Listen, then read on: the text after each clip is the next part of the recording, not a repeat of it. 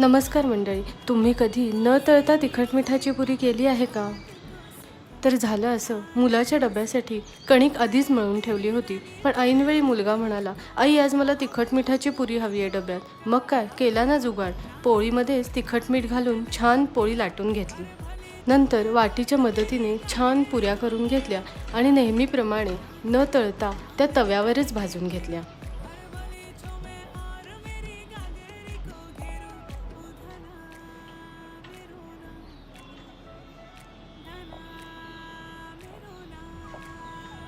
थोडेसे तेल घातले आणि दोन्ही बाजूनी छान भाजून घेतल्या. तुम्ही बघू शकता पुऱ्या कशा मस्त टम्म फुगलेल्या आहेत. अगदी तळलेल्या फुगतात ना तशा. सगळ्या पुऱ्या करून घेतल्या आणि नंतर सॉसबरोबर सर्व केल्या.